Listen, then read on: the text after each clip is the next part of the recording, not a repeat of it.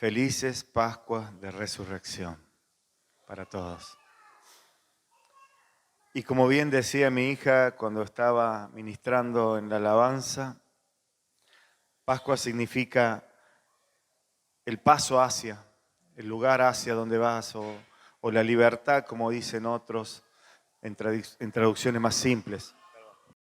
Y me lo hago recurrentemente, quizás todos los años, la misma pregunta, cuando llega la fecha de Navidad o de Pascua. Y alguna vez cuando era más joven me puse a investigar en algún momento. Y recuerdo que ¿cómo será de importante que ya me olvidé, ¿no? Pero ya habíamos determinado, habíamos logrado saber, por así decirlo, la fecha exacta en que debería celebrarse, el mes exacto en que debería celebrarse la Pascua o la Navidad, como fechas solemnes o fechas importantes que tenemos los cristianos. Pero con los años he aprendido, he visto y creo que es lo correcto, que celebrar la Pascua significa recordar esa libertad que nos trajo Jesús. Celebrar la Pascua significa decir, voy a recordar, es un tiempo en que debo saber, debo hacerme saber a mí mismo que Jesús me trajo una libertad y que no fue gratis, fue a precio de su vida. Mi esposa el día viernes, creo que fue el viernes, sí, estaba haciendo su su vivo en casa. Hoy escuchaba una porción de eso antes de venir para aquí y, y me reía porque mientras ella decía que Jesús bajó al infierno a arrebatarle las llaves a Satanás de la vida, el perro ladraba, le digo, ese es el diablo. Justo en la grabación salía ladrando y le aseguro que medio parecido al diablo ese perrito. Digo, ese es el diablo que está ladrando por las llaves. Y mi esposa comentaba algo que vivimos juntos, creo que fue el día jueves, y de casualidad fuimos a comprar, en realidad fuimos a pagar y mientras estábamos pagando dice, mira, justo hay acelga linda en el supermercado, entonces traía acelga. Y bueno, y surgió la conversación con la cajera y dice, no, voy a hacer canelones. Y la cajera tomó por el lado de decir, claro, el jueves todos compran para hacer cosas de vigilia, ¿cierto? Sin carne. Ah, dice, me diste una idea, dice, voy a cocinar unos canelones de verdura. Y mi esposa no sabía cómo decirle que ella le iba a poner carne, que la acelga era solo porque estaba linda. Pero en esa conversación ella lo comentó ahí cuando estaba predicando y enseñando, que le dijimos a la cajera y la cajera dijo muy sinceramente, dice, la verdad es que yo el único día que no como carne, especialmente y específicamente es el Viernes Santo, porque mi mamá me lo enseñó. Y yo me quedé pensando en eso, mi mamá me lo enseñó. Y quizá la madre también lo hacía porque su mamá se lo enseñó y así está la tradición. Pero la esencia de esa tradición, lo que deberíamos recordar, y no vamos a juzgar si lo hacen bien, si lo hacen mal, si eso es lícito, ilícito, si es para Dios, no es para Dios, sino que la esencia de ello, de celebrar la Pascua, de tomar 2 o 3 días feriados, la esencia de eso es saber y tener presente lo que representó, lo que significa ese sacrificio de Jesús, esa resurrección de Jesús.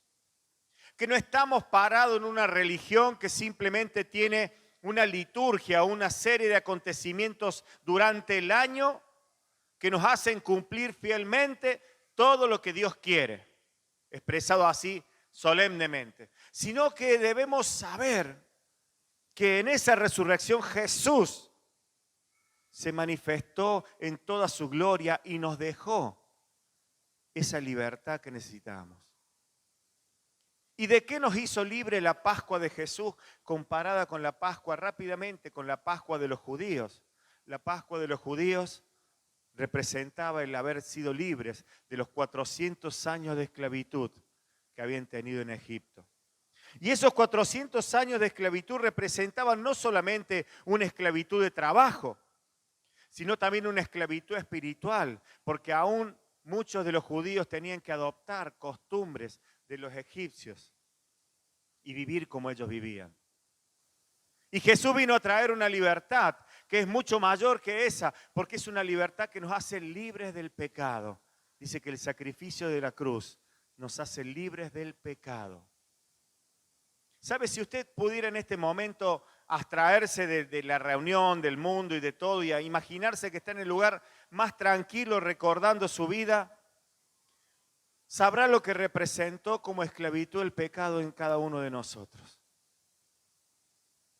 Dice la Biblia cuando éramos esclavos del pecado.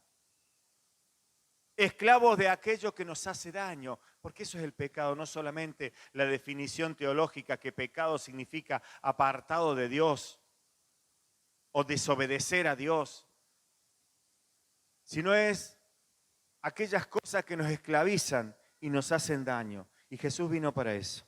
¿Amén? ¿Amén? ¿Cree en Jesús todavía? Voy a compartir un pasaje de la Escritura. Y voy a leer un pasaje quizás medio largo, no sé, depende de quién lo interprete. Pero voy a tomar el libro de Lucas. Y sabe, aquí me acordé de este pasaje porque hace muchos años Dios me mostró esta palabra, o al menos parte de lo que voy a predicar hoy, hace muchos años. Tengo un pastor amigo, y es amigo de verdad, digo esos amigos de toda la vida, que no compartimos tiempo, pero siempre estamos relacionados de una forma o de otra. Y su iglesia se llama Camino de Emaús. La iglesia que él pastorea se llama Camino de Emaús. Y cuando un día charlando con él, había estado leyendo justamente ese pasaje y le digo, che, tu iglesia está mal el nombre. ¿Por qué? Me dice. Y porque el camino de Emaús representa o dice o se refiere a unos discípulos que estaban dejando lo que Dios le había encomendado, que se quedaran en Jerusalén y que iba a venir el Espíritu Santo y que creyeran en todo lo que había dicho él. Y habían dejado eso y se estaban yendo a Emaús. Representa a unos que tuvo que ir Jesús a aparecérsele. O sea, y yo le dije en broma, la iglesia Camino de Emaús representa a los que se están yendo del servicio. Y tiene que Jesús rescatarlo. Y él se me enojó, enojó en el buen sentido porque era broma. Dice, no, porque nosotros le pusimos ese nombre, porque es cuando Jesús se te aparece. Jesús se aparece, Camino de Emaús. Y está bien, digo. Pero voy a leer esta palabra para que entendamos que hay una naturaleza humana y no nos escandalicemos de nosotros mismos. Por el contrario, podamos recapacitar y tomar este tiempo, el tiempo que nos queda por delante. Mire, el tiempo que nos queda por delante puede proyectarlo en un mes, en un año, pero es lo que usted tiene por vivir. Y lo mejor que Dios puede hacer en su vida es lo que puede hacer a partir del tiempo que tiene por delante. Si tuviera que definir rápido esto, le diría, Dios es especialista en el futuro. ¿Por qué? Porque sana el pasado y te proyecta hacia el futuro. Por eso la Biblia dice, y enfatizo, he aquí todas las cosas son hechas nuevas en Cristo Jesús. Las cosas viejas pasaron. Y aquí todas son hechas nuevas en Cristo Jesús. Y alguien puede decir, bueno, pero esa es una excusa. No, no es una excusa. Es una verdad que alguien puede tomarla como excusa, como pretexto para las macanas que a veces se mandó. Eso será un problema personal de cada uno. Pero esta es la verdad de la Biblia. Esta es la verdad. Y creo que al leer esta palabra podemos entender que no somos los únicos. Aquellos que iban camino de Emaús habían visto no solamente lo que había acontecido con Jesús, sino que también le habían visto predicar, le habían oído predicar, le habían visto resucitar muertos, le habían visto sanar enfermos, le habían visto sanar leprosos, dar vista a los ciegos, oído a los sordos, levantar al paralítico. ¿Y sabe por qué menciono todo esto? Porque creo que es tiempo y nunca va a dejar de ser tiempo, pero el tiempo que nos queda por delante es un tiempo para hacer lo que Jesús dijo. Todo lo que Él dijo. Por eso en medio del mensaje que sé que se va a escuchar y algunos por ahí lo escuchan, quiero agradecer a Dios porque he visto que en media broma y medio en serio dije, el domingo que viene quiero tener 30 kilos de alimento aquí y yo hice la señal aquí en el altar, aunque lo hemos puesto en la cocina y creo que hemos superado los 30 kilos, pero no para sentirnos grandes, sino para saber que podemos hacer la voluntad de Dios dando de comer al hambriento. ¿Sabe que esto es importante? ¿Lo sabe? Pero darle de comer al hambriento sabemos que no es solamente llevarle 1 kilo de arroz o de fideo, aunque eso es muy necesario, sino también llevarle la palabra y darle la resurrección de Jesús y librarlo de sus azotes, cualquiera fueran. Llámele demonio, legión, principado, enfermedad, tiniebla, la que fuere. Porque Jesús en la cruz del Calvario resucitó para que podamos celebrar una Pascua que nos trae libertad. ¿Amén? Bueno, vamos a la palabra. Basta de hablar el pastor, porque si no después algunos de mis allegados me retan. Libro de Lucas, capítulo 23, verso 13 en adelante. Y vamos a leer bastante. Así que le ruego que allí la hermana Erika tiene una cinta ancha de esas de embalar. Le puede dar un trocito a cada mamá y papá para que le ponga a los niños en la boca. Y si no hay un film y lo envuelve, ¿vio? Pero sujetemos a los niños lo mejor que se pueda. No, nadie le pegue a un chico ni lo saque de la oreja, nada de eso. Lo mejor que se pueda. Amén.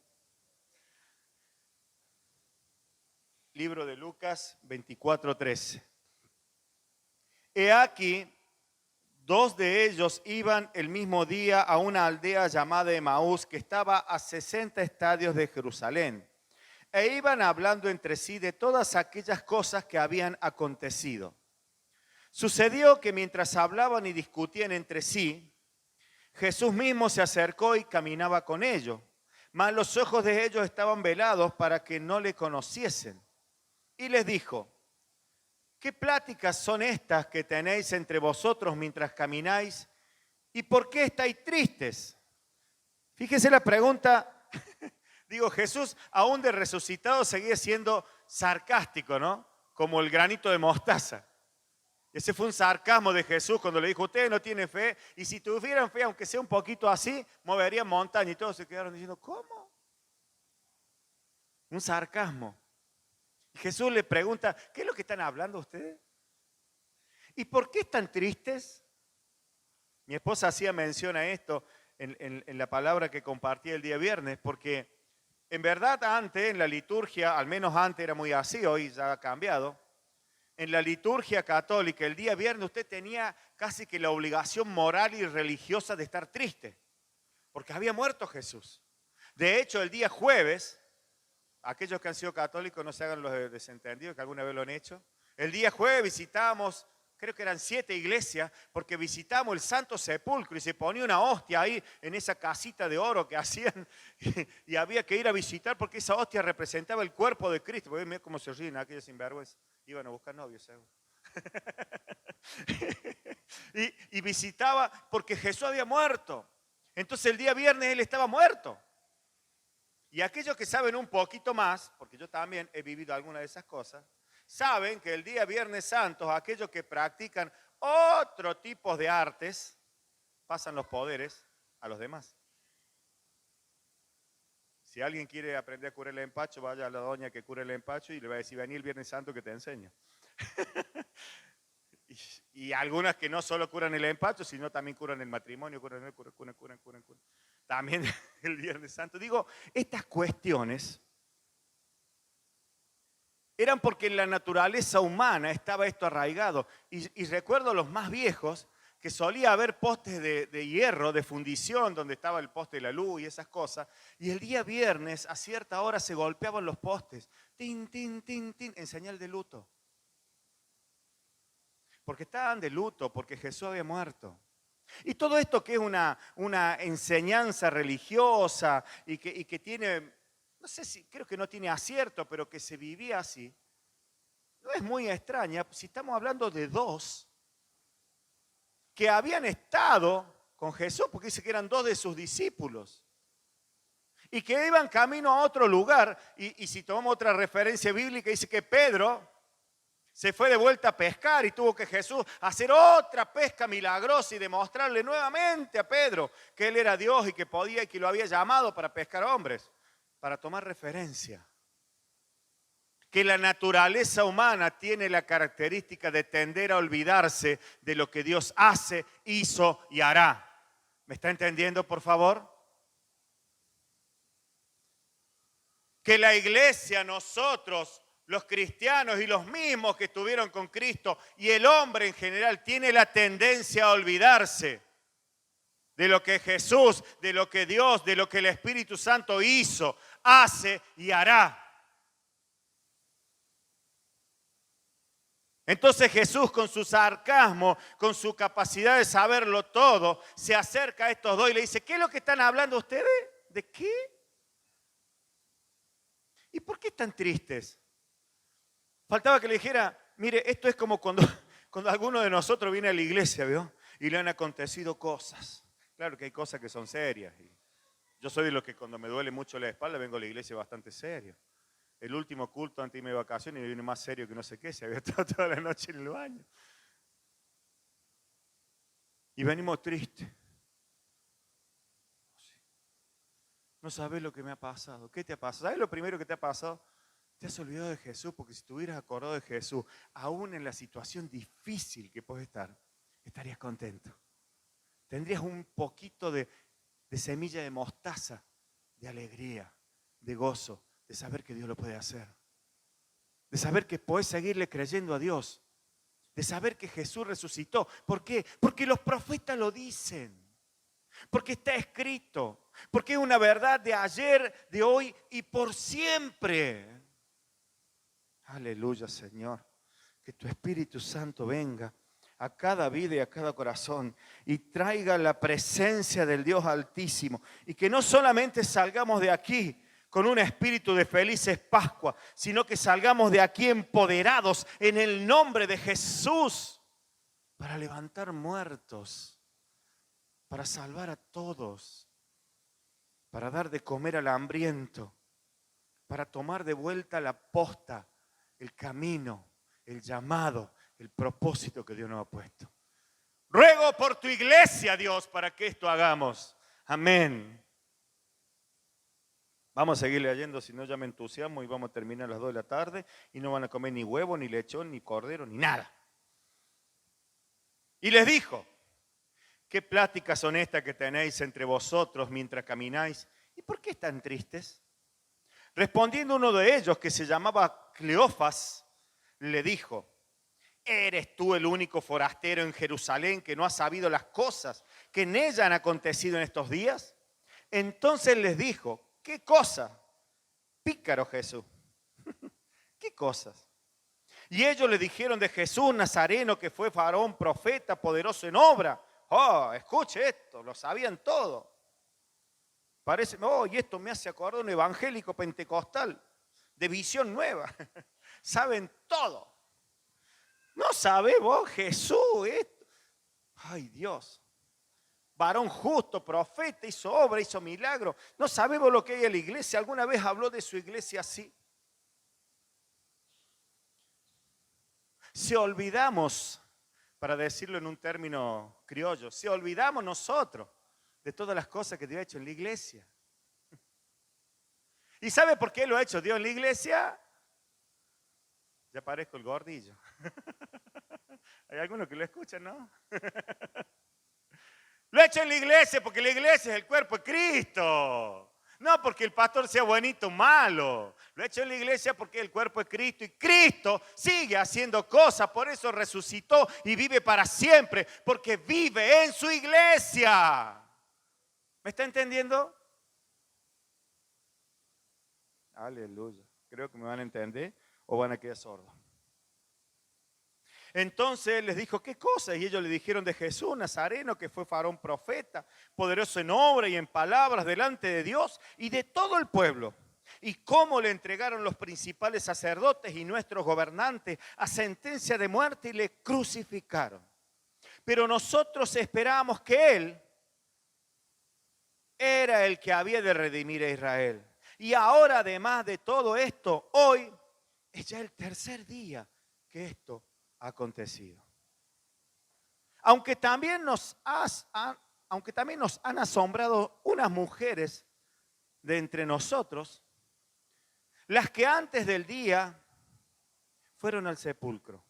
Y como no hallaron su cuerpo, vinieron diciendo que también habían visto visión de ángeles, quienes dijeron que él vive. Yo cuando leí esta palabra, la voy a marcar para no perder. Cuando leí esta palabra dije, bueno, acá se redimen a aquellas Evas que nos trajeron el pecado original, porque fueron unas mujeres. Curiosidad de la palabra y de los hechos históricos de lo que aconteció. Fueron unas mujeres las que fueron y vieron y creyeron primeramente, aunque dice que se espantaron la escritura. Y vinieron y dieron las buenas nuevas y dijeron, che, hay unos ángeles que nos han dicho que él vive. Y estos varones tan solemnes, tan correctos, tan apóstoles, tan siervos, dijeron, cállate que va a vivir Cristo. Si hace 3 días y todavía no lo parece. Entonces digo, quizás solo como una anécdota, pero fueron estas mujeres, así lo quiso Dios, que habían visto ángeles y que dijeron que él vive. Y fueron algunos de los nuestros al sepulcro y hallaron así como las mujeres habían dicho, pero a él no le vieron. Entonces él le dijo, wow, presta atención. Lo próximo que voy a leer es como Crónica TV. Último momento. Presta atención porque esto es, y lo digo así porque lo tengo en la Biblia marcado en rojo. Aquellos que tienen una Biblia abierta, no sé si en los celulares ya funciona así o no, pero en la mayoría de las Biblias estas tradicionales, lo que Jesús dice, lo que Dios dice sale en letra roja. Y lo que voy a leer es lo que Jesús le dice a sus discípulos. Y creo que todo lo que Jesús dice, Señor, es para edificación de tu pueblo, para nuestra edificación, para nuestra fortaleza de fe, porque es tu palabra, dice la Biblia, la que nos da fe, porque ella viene por el oír de tu palabra, Señor, y tu palabra nos da fe y echa por tierra todo lo que es contra la fe. Padre, en el nombre de Jesús declaro esta palabra. Entonces él les dijo, oh insensatos y tardos de corazón para creer todo lo que los profetas han dicho.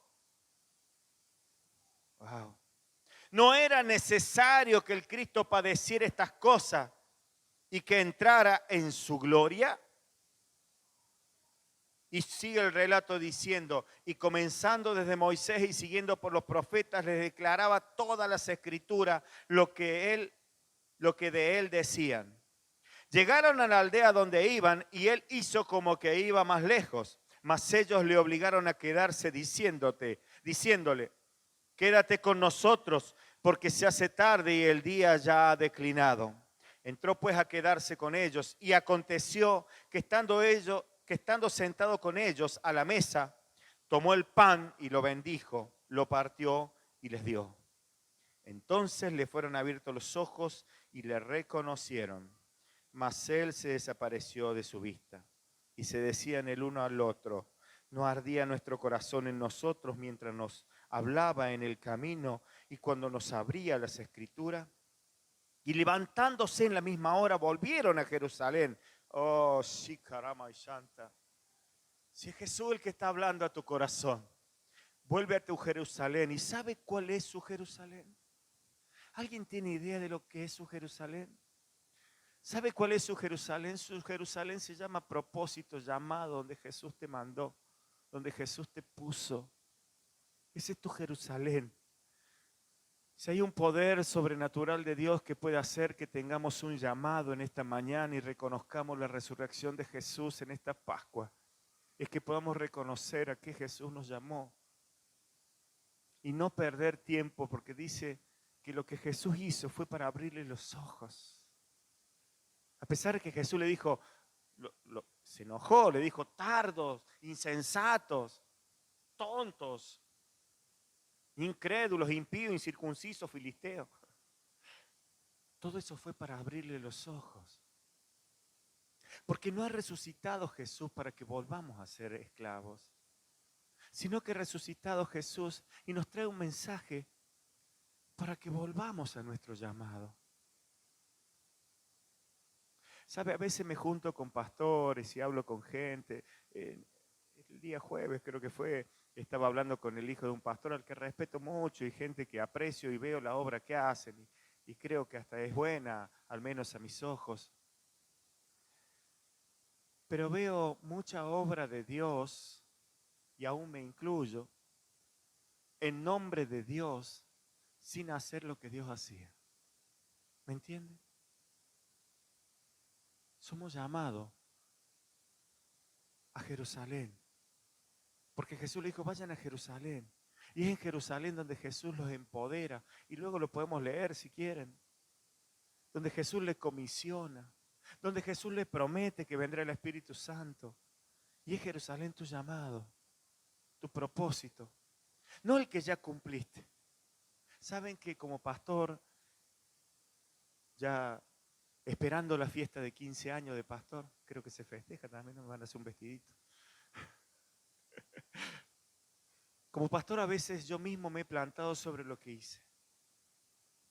Yo fui obediente a Dios, un día tomé el pastorado y si le cuento el testimonio, muchos van a decir, wow, te felicito, pastor, qué bueno lo que hiciste. Pero ¿sabe lo que ocupa mi pensamiento y mi alma? ¿Podré seguir haciendo lo que Dios quiere? ¿O me tomaré el palo para Emaús y tendrá que ir Jesús a buscarme y decirme insensato, tardo, incrédulo? ¿Acaso no viste cómo yo hice cosas? ¿Sabe que a veces nos quedamos a vivir en la comodidad de los recuerdos y dejamos de vivir en la realidad de lo que Dios quiere? Y así el mundo se pierde. Y así la obra de Dios se tarda. Y así las generaciones pasan y no son rescatadas. Y así nuestra vida pasa. Y quizás un día, ya cuando sea muy anciano, diga, bueno, ahora me merezco que me cuelgue una medalla de apóstol, que me honren y que me den todos los diezmos y no trabajo más. Y pareciera que eso fuera un objetivo al cual debemos apuntar los siervos de Dios. No. ¿Sabe que no? ¿Sabe que los ejemplos apostólicos de aquellos que sirvieron en la primera hora, porque no fueron los únicos, no dicen eso? ¿Sabe que los ejemplos actuales de aquellos que obedecen hasta con su vida a Dios siguen estando y hay muchos que dan su vida en lugares remotos donde no se puede predicar el Evangelio? Nosotros preocupados por qué es lo que vamos a tener y venimos tristes a la iglesia porque Dios nos sanó mi espalda y me está doliendo, o mi vida y me está sufriendo.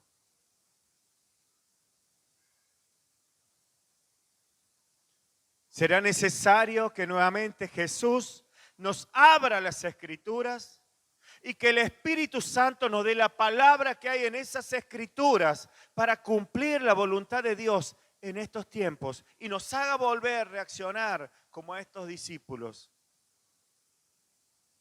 y volver a nuestra Jerusalén, a nuestro llamado, a nuestro propósito. Que no es nuestro como aquello que tenemos hoy en día, este es mi auto,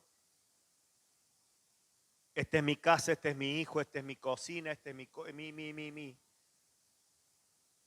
Sino que es lo que Dios quiere para manifestar su gloria. Y levantándose en la misma hora volvieron a Jerusalén. Escuche esto. Y escúchelo bien, porque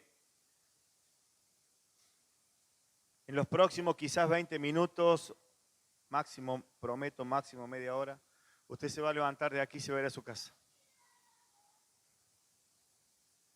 Usted se va a ir de aquí a su casa.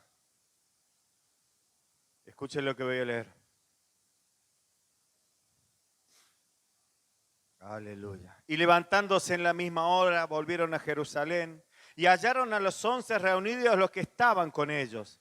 Y decían, ha resucitado el Señor verdaderamente y se ha aparecido a Simón. Entonces ellos contaban las cosas que les habían acontecido en el camino y cómo le habían reconocido al partir el pan.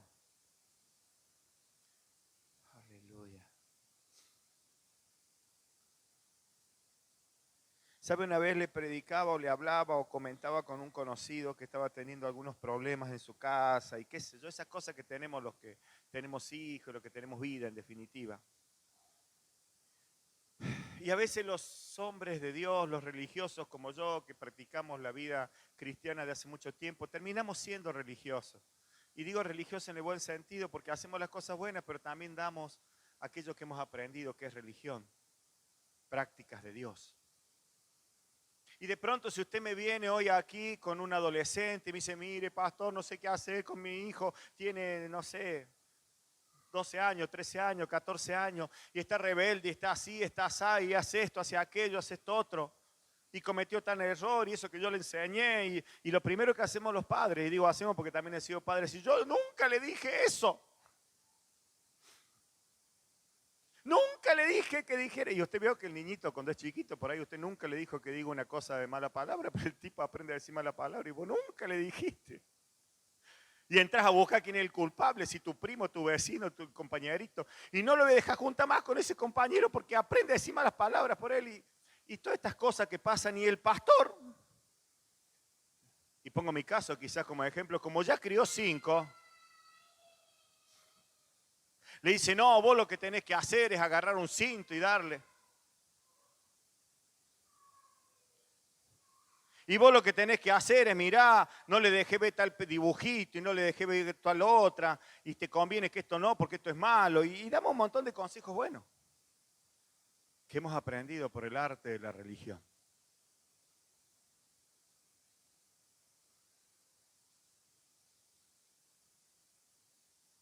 Pero un día hablando con una persona que estaba teniendo algunos conflictos, algunas cuestiones de vida, le digo, ¿sabe cuál es el principal secreto? Que si hoy me pongo a recordar por qué hice algo bien o hicimos con mi esposa, principalmente ella, más allá de todas las cosas en la práctica, bien o nos salieron un poco mejor con nuestros hijos, ¿sabe cuál es el secreto? Lo que hicieron esto, volvieron y le dijeron de Jesús. Entonces yo le dije a esta persona, volvé a hablar de Jesús en tu casa. Volvé a hablar de Jesús en tu casa.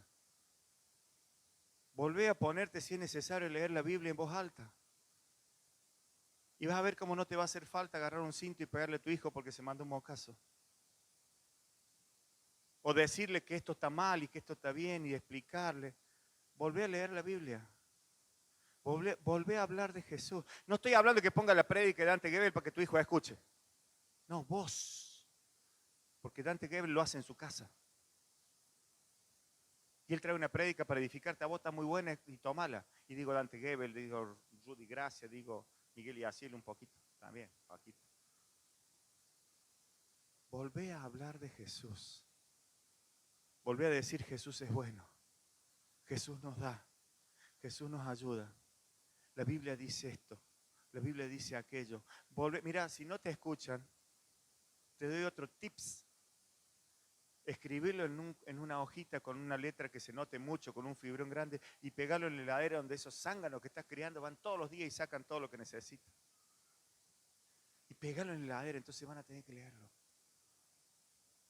Y van a tener que saber verdades de Dios. Y cuando vos estés emprendiendo algo como papá, como mamá, que muchos acá lo están haciendo porque tienen un negocio o porque tienen una actividad que necesita de la mano de Dios todos los días, los que trabajamos por nuestra cuenta sabemos que es así. O estás buscando una casa, o estás buscando algo. Busca la palabra en la que Dios te dice que te va a dar eso y anotarlo en la heladera y tu hijo va a ser entrenado en esa palabra. Y cuando menos querés acordar, decir, mira, vos sabés que mi hijo se iba a ir a tal lado y decidió no irse. Y me vino a decir que no lo iba a hacer. He vivido estas cosas.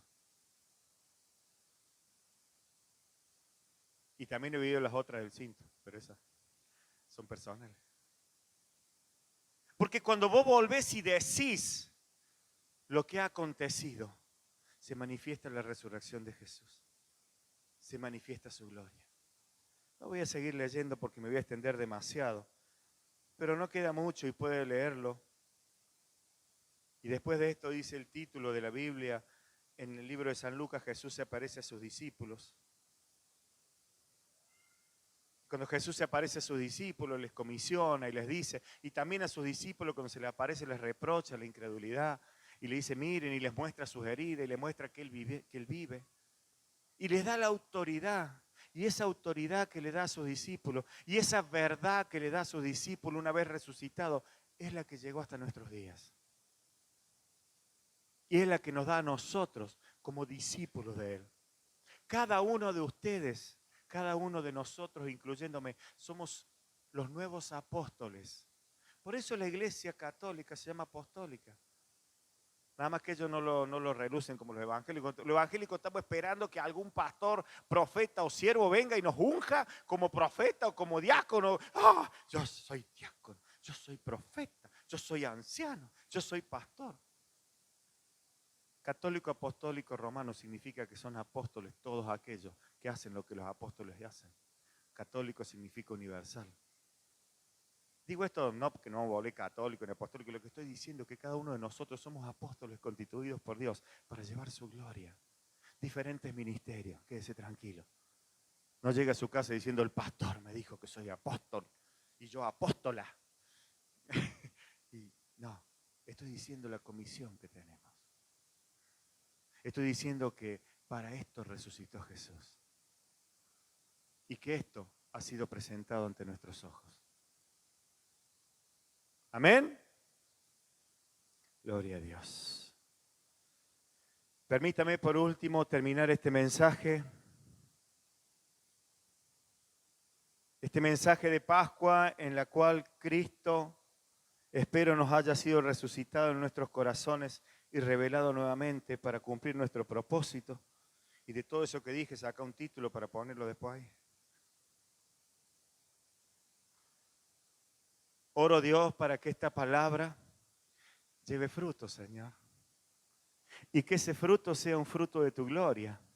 Y que tu gloria no se manifiesta solamente en que el fruto sea que millares de millares de millares se conviertan, sino que cada uno de nosotros seamos tan verazmente convertidos que portemos su gloria, manifestemos su gloria, vivamos su gloria. Señor, oro para que esta palabra quite la tristeza del corazón de muchos y vuelva a tener esperanza, vuelva a vivir la fe, vuelva a estar el amor, la compasión, el amor hacia los demás. Presencia de Dios, oro para que esta palabra, llevada a cada corazón por tu Espíritu Santo, pueda hacernos recordar de acá un tiempo, el día de Pascua, Jesús me volvió a llamar. El día de Pascua, Jesús volvió a resucitar en mí. Volví a recordar que Él hace milagros. Volví a recordar que Él había hecho milagros en mi vida, en mi familia. Volví a saber que todo lo que en la iglesia se dice es verdad, pero no una verdad que se archiva, sino una verdad que se vive. Gracias, Señor, porque sé que esta palabra producirá ese fruto por el cual es sembrada hoy. Declaro que todos los que aquí estamos somos buena tierra, Señor. Llevaremos buen fruto en el nombre de Jesús. Amén. Gloria a Dios.